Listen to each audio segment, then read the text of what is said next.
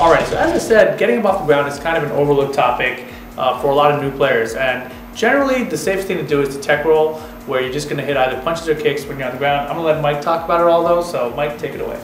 All right, so to tech roll in this game, there's two different options to tech roll. You could either tech roll into the background or into the foreground. And the easy way to think about it is that your button map is your stage. So the top part is the background and the bottom part is your foreground. So the top buttons are obviously 1 or 2, which is your punches. So that will tech roll you into the background, and the kicks will tech roll you into the foreground. So I'll give you a small example here by knocking Lei down, the launcher, and then he's going to tech roll. That he used punches to tech roll into the background. This one he's going to tech roll into the foreground with using kicks. So you could use either of the buttons. You could just slide the buttons if you want to tech roll. Right, and generally you want to roll away from a wall, like to make yourself distance, basically. Yeah, you can also use tech rolls off the wall as well. So let's see. So you can tech roll off the wall as well, and it's the same idea as again. Generally, tech rolls are a safer option to get off the ground, and it is the quickest way. But there are things called tech traps as well that you have to look out for. Right, but in general you want to tech roll off the wall. But let's show them an example of where you wouldn't want to tech roll off the wall. You've got Brian in there. Brian has a taunt, which is an unblockable attack. So basically, after he hits his wall combo, if Lei player is going to tech, then Brian can activate his unblockable taunt on him.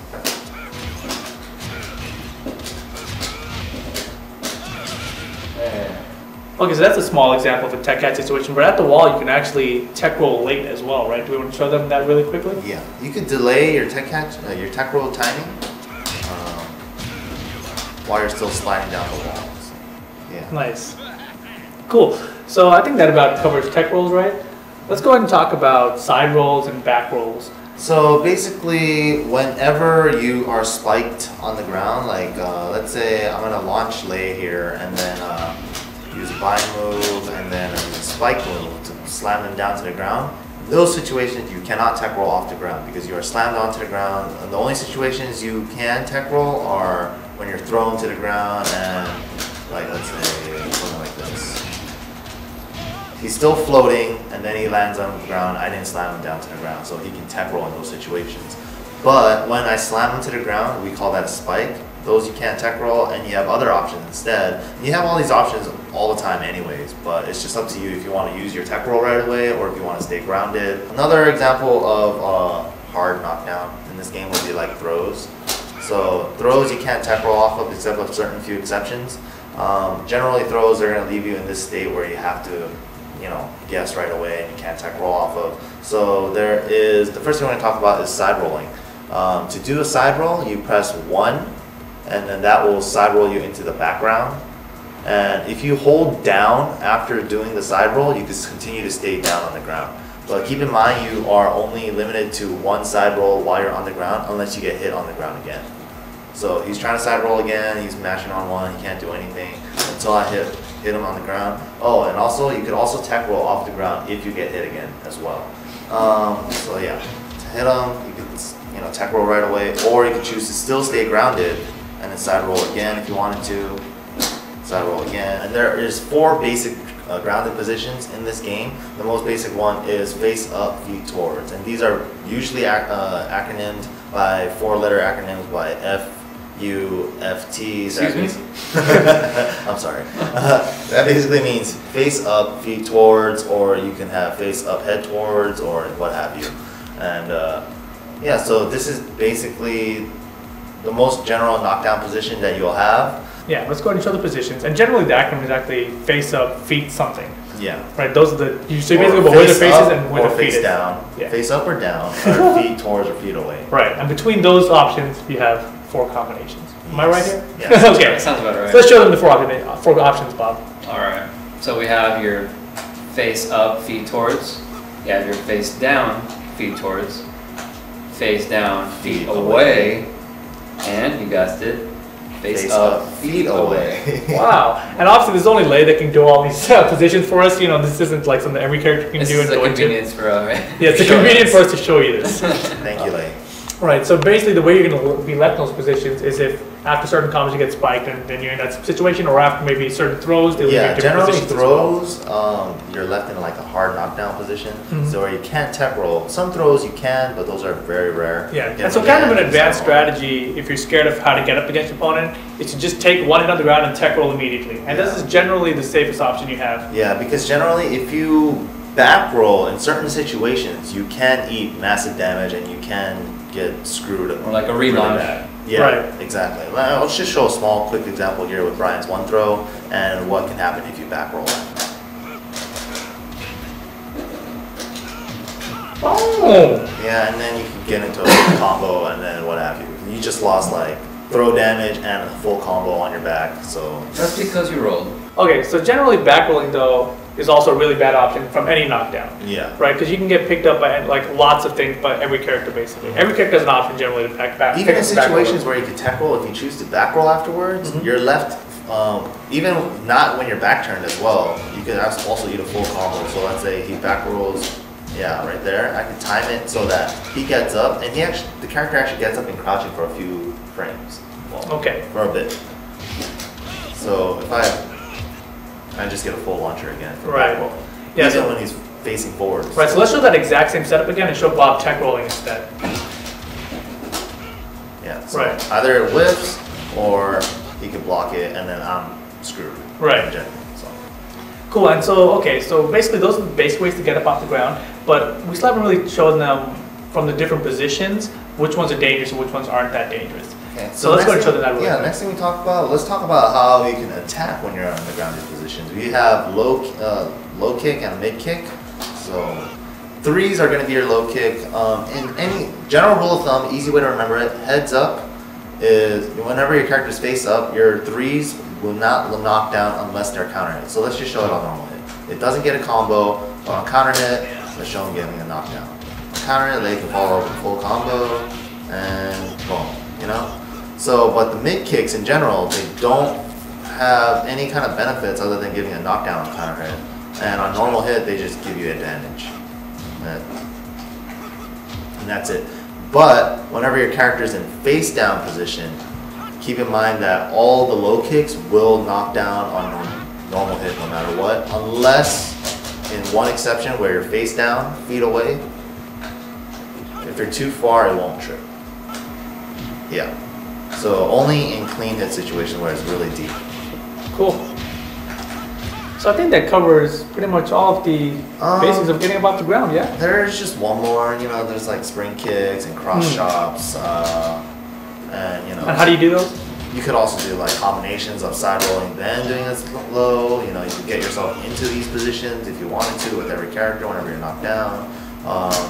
So spring kick, this is pretty character specific. Characters have a different animation. Right, Lei doesn't have it. Yeah, so Brian, you know, is just back 3+4, or you can also do like back 1+2, and they'll do a cross chop. All these things are a different option and have their own benefits as well, and their own risks.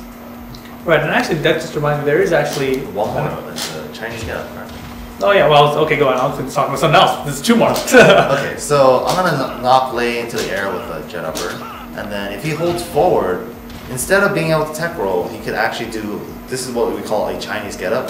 You just hold forward and then they'll notice you'll do a quick little spring kick, and it also does a little bit of damage as well, and it counts as a hit. So. Yeah, in certain knockdown situations, people are going to do like something like a running 3 at you as Oki. This Chinese get up kick can actually float them for a little juggle as well. Yes, that's correct. And but the only risky part is if he decides to do this and whiffs it, I could just launch him again. So just keep in mind about that option. Yeah, and something new to this tag game actually is what they're calling, I think it's called quick tag roll, or tag quick roll, I forget. But basically in situations like say Brian's mock punch, on regular hit, just to get hit by a pop, you'll see that the legs go up in the air like that. These situations you can actually hold back, and your character can quickly back a lot of it.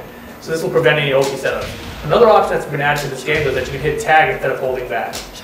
And I'll get a quick tag when your tag teammate will come into it instead. Alright, so now we're going to talk about running attacks. You can initiate this by tapping forward, you know, dashing, and holding that forward direction. So if you run a few steps, you're going to be able to tackle your opponent after about a few steps. After you tackle them, you have the option of punching them by either pushing the left punch or right punch buttons, which will allow you to gain additional damage. Right, and new to this game is that you could actually do the same punch over and over again. Right, you don't have to alternate. You can just push left punch, right punch, or whatever combination. And to break this punch away, if that person is doing a 1, you actually have to press it by 2 because they're punching you with your left hand and you're deflecting it with your right hand. Exactly. Right, so let's see that in action. There you go. Wow, first guess. If you press 2 right at the beginning of the tackle, you'll actually push them to the side. If you press 1 plus 2 right before they hit the ground, you'll actually flip them over. And then you can punch them. And the tables have turned. There you go, exactly.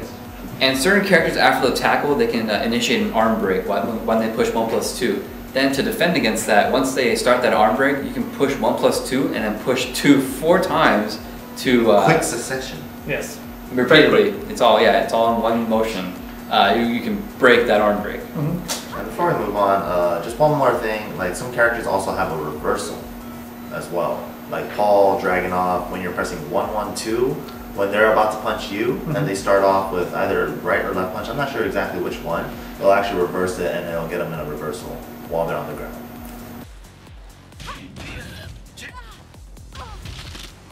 So basically what happened is that I did a right punch with JC here, and then Dragunov reversaled it while he was in the tackle position. So a couple characters have this, and it's completely character specific to those characters only. So. Cool. So Bob, let's go back to more than 2 steps. So now we're going to go beyond 2 steps. Right, and you get a few more options out of it. You can either push 4 or 3 or 1 plus 2, and you get some moves out of it. We'll have JC demonstrate those. So that is a running 3. It's like a generic running 3 that most of the cast has that as a generic move. And that is the generic 4, which is a trip. So the running 3 is a mid, as well as that running 1 plus 2, which is a cross running chop. cross chop. And then you have one low option, which is the running 4. Cool. So what about more than 3 steps, Bob? But now let's show the ultimate, which is 4 steps. Bum, bum, bum. If you're able to be in this situation where you're on the complete other side of the screen, and hopefully the other character's not running at you first. Or if you end a combo and they're back rolling as you're running at them. Exactly. So especially in Tag Tournament 2, you're able to put your opponent in a situation where they're all on the other side of the screen and you can start running at them. But this is what it looks like. So if you do a dash and you hold forward, and if you run all the way, you get a shoulder charge, which is unblockable. And there's no way to block it, but you can't evade it. Right, you can't sidestep or sidewalk, but it's very late in the animation. Or you can even jump over them, but all of those things require extremely precise timing. Some practice. So let's Have see. you ever tried tagging out to avoid it, like tagging at the right moment? That would be crazy. Yeah, actually it works. Your first character tagging out will get hit, but your second character can punish him. Oh, wow. Can we show that? Yeah. Oh. Or completely avoid. Very nice, Mike. So that's very nice. one way, but how about for solo characters, how would they avoid it? You're screwed. You can actually sidestep it. Yeah. There you go. So you just gotta make sure. Was that a sidestep or a sidewalk? Oh, perfect. That's actually really good. I'm pretty impressed with myself. I think is you did it because you were in game mode instead of trying to show it, so it worked out pretty well. So it's not too hard, but it does take some practice. But it is doable. So now we're going to show some character-specific running moves. So Dragunov has 2 special ones. He has a running 2 and a running 3. So here's a running 2, which is a mid punch, and he also has a running 3, which is a slide. So it's good options when you're doing a run-in where you can actually mix up your opponent with those special tag moves or special running moves. Right, but that running low can only be done after 3 steps, and it's not often that you're going to have that much space. Right.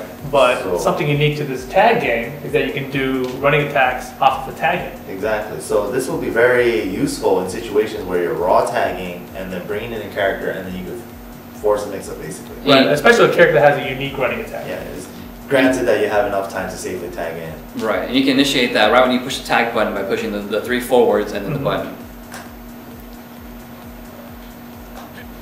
Yeah, just and like and instead of like needing space for 3 steps, you can do this like right up in their face too, as long as you just press triple forward. Yeah, so definitely a nice situation where you can use that move where you normally would be a very unique situations. So normally when you're in the middle of the screen and you tag in your character, he'll be able to run in and do some running attacks. But if you're at the wall, you lose that option because your character hops in as opposed to running in. And in those situations, you can't do any running attacks. Right. Your character just kind of jumps in. And so that's your only option at the wall. So that's a bit of a disadvantage if you're trying to do some running attacks, because again, only possible in the middle of the screen. Cool. Alright, so there's another set of defensive options in this game, and we'll categorize them as reversals. So the first basic, most universal reversal in this game is called the low parry. So how do you do the low parry? You just tap down forward. Right, we covered this in the first episode a little bit, so you guys already have a general idea of how this works. You just tap down forward when the opponent's doing a low attack. And then you'll sweep their leg, and then you can't use your bind anymore. We'll get to the combo system in the next episode. But you use up your bind right away, and then you could go for a mini combo there.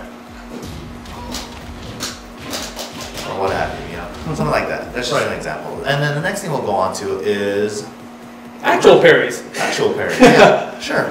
That sounds good to me. Wang actually has, these are actually kind of character specific.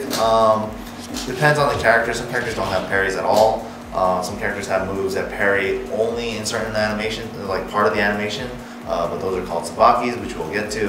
Right. I mean, you also have Law on your team. You could show. I mean, Law has a parry that's only punches and kicks for highs and mids, but he also has a punch parry with just back 1+2.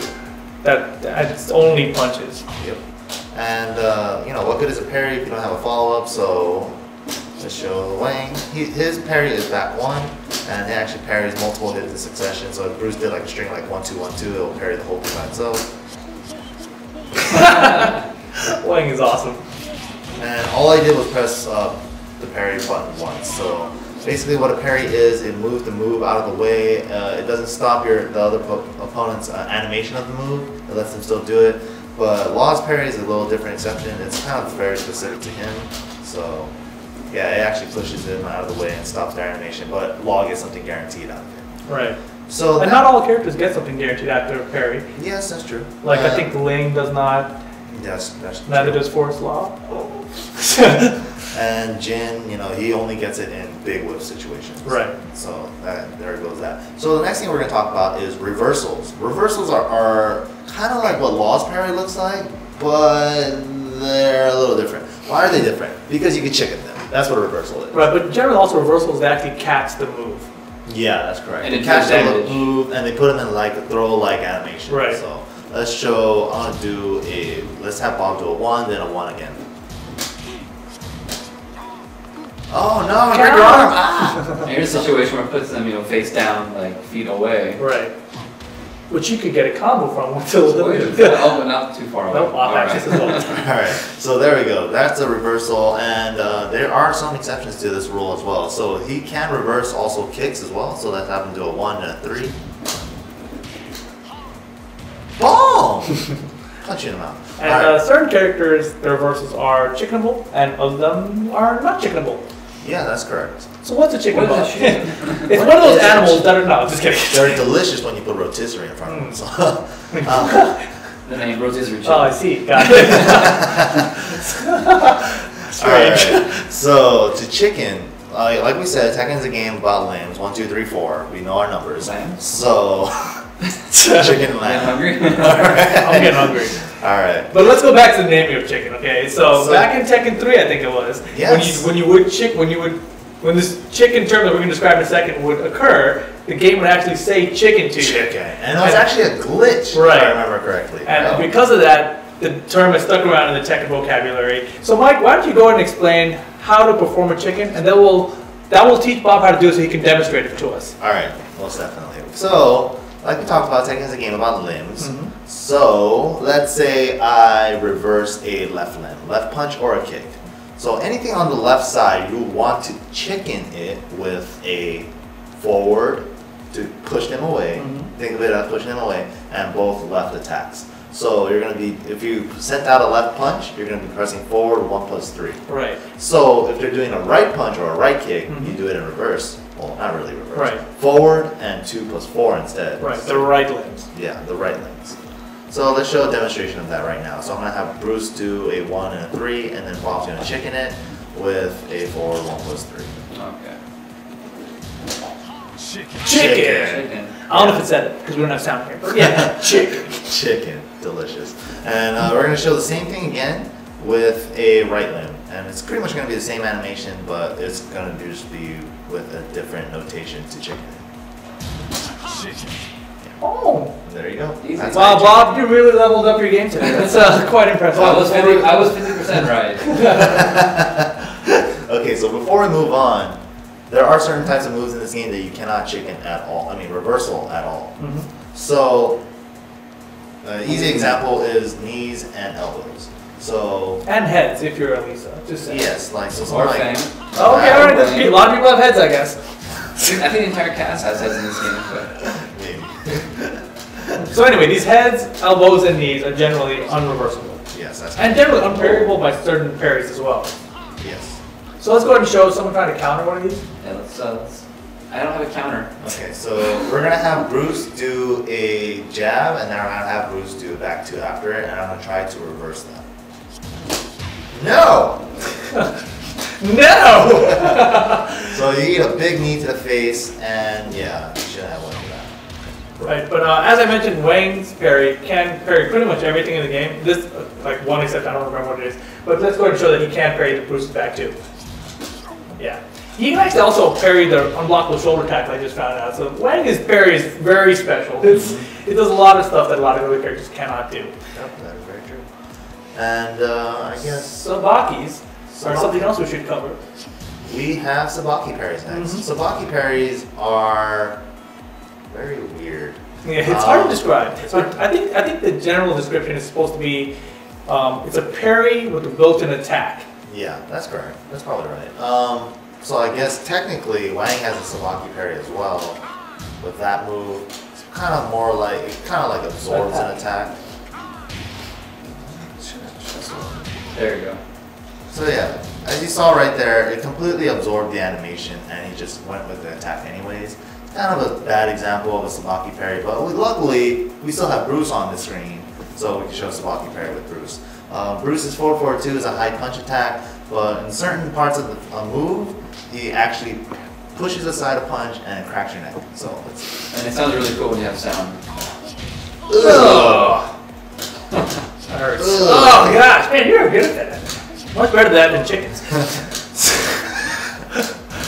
Alright, so I think that about wraps up the reversal system of the game. We showed you low parries, reversals, and Sabaki parries as well. yeah. Of course, some characters have a little here and there of different kind of parries and different kind of different situations and stuff. That's generally the basic three kinds of parries that you have in this kind of game, or reversals. Cool. So let's move on then and tell you in general how not to get owned in Tekken. Block. Alrighty, so in general, when you're a newbie, there's like a couple things that'll get you killed really easily. And in these first episodes, we've kind of highlighted a lot of these things, and hopefully this is going to be a little summary of them. So number one, we want to safely backdash by hitting back and hold back. Okay, as long as you don't do back neutral, you won't be able to get hit in it. And number two, if you get knocked down, don't back roll. Back roll generally is going to be a problem. When you don't know what's coming, generally you either want to take a hidden tech roll off the ground, or you can just tech roll before that, right? Yeah. Okay. If the tech roll is available. Right. As we said, spikes and throws generally leave you in positions where you aren't going to be able to tech roll. And going back to the first episode even, generally if you get hit by an attack, do not hit buttons again afterward, or you're probably going to get launched. Right. See, so in that kind of a situation, Lars got impatient. He tried to attack even though he was hit first, and he was at such a disadvantage that Lars going to get a free launch on him. Right. And this one's going to sound a little bit weird, but don't hit buttons. What? Yeah, I mean, this obviously favors when to hit buttons. Okay, fine. I guess that's a little nicer way to say it, right? But you have to basically learn the flow of a Tekken match, and that's kind of what we've been trying to show you these things, especially in the first episode, second episode. And you basically have to pick your spots, outzone your opponent, outspace your opponent, and basically find the openings to hit the buttons. Don't just go in there hitting buttons all day long, or your opponent's going to outspace you and basically get free damage on you. Yeah, and also make sure if you're going to try to attack them, make sure they at least connect. That's your main goal. Yeah, if you're going to attack and you're planning on whiffing, you're just giving an opening to them. A very big opening, generally. Yeah. So yeah, definitely learn the range of your moves and make sure that they connect, even if it's on block. Yeah, and also, when they're trying to attack you, try to make them whiff with your movement. That's generally what Tekken is. It's a movement-based game. Yeah, I mean, we didn't really say the words before, but Tekken is very much a footsie-based game. Yes. So if you come from a 2D background, footsies is probably a big word for you, or something that's important to your gameplay, and it's extra important in Tekken. And one thing you were saying earlier about not pushing buttons, like it's okay to let your opponent attack you. Right. Because if you block certain moves that are punishable, you get free damage for not doing anything. And there's no guard damage in this game either. Right. So, you take those two things together and, it kind of, that's kind of my philosophy behind Tekken, that I'm generally more of a turtle player. So that's kind of the way I've learned the game. But it doesn't mean that you have to learn the game that way as well. You can learn to push buttons, but like Mike said, you got to learn when to push buttons and find the openings to push the buttons in. Exactly. So really briefly, I'm going to talk to you a little bit about the tag crash system. Now, tag crash is an option where your teammate will come flying through the sky and it'll basically bring you in safely. So you can only do this when your partner's life bar is flashing, as you can see on the screen right now. Generally, this life bar will only be flashing when you've lost about half your life or more, depending on the allegiance of your characters.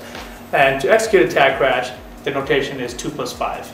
That's correct. Just like a tag throw. Right, and you can only do it when your character is grounded. So Bruce, if you could just hop kick Wang really quick so he's grounded. So now when Wang is grounded here, if you want to get up off the ground, say you want to tag him for whatever reason, he could attack, but his character's going to run out really slowly like we showed you before. So to perform a tag crash and basically stop Bruce's momentum, you would do 2 + 5 right here. And your character comes in from the sky. And generally this is a safe way to tag in, but if your opponent anticipates it, they can actually sidestep or sidewalk it as well. And we're going to go into more about this later because there are some advantages, disadvantages of using tag crash.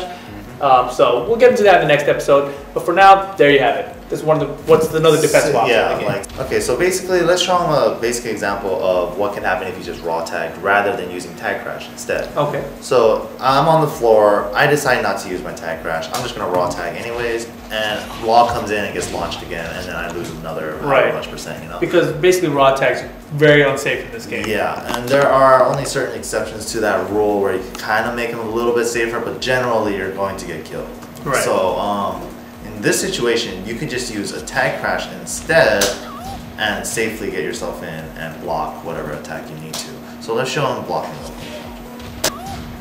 Yeah, so generally it's safe on block, but the only time it won't be safe is when they create a situation where it whiffs. But that's up to you, and that's also spacing dependent.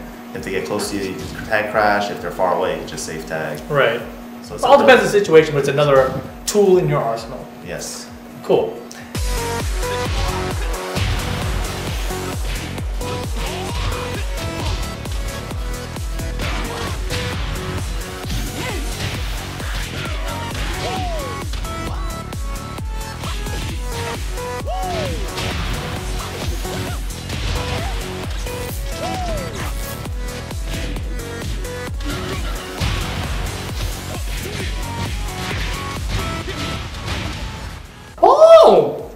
Wow. Yeah. Wow is a good word for those combos, Bob. That was impressive. Thank you. You're welcome. But, these first 2 episodes have been really defensive. We've showed you guys a lot of the basics of the game, but it is a tag game, and the new exciting thing is all these cool combos you can do with both your teammates and the team synergy. So getting started next episode, we're going to start getting really offensive. Yeah, we're going to get really offensive. We're going to talk about the combo system, Red Life, Tag Crash, Netsu Rage, and the Tag Assault system specifically. As well as damage scaling and some other stuff for you hardcore fans out there. Be sure to follow us, youtube.com/levelupyourgame, as well as Twitter, Facebook, and Twitch/levelupyourgame. And other than that, that about wraps up this episode. So tune in next time to level up your game.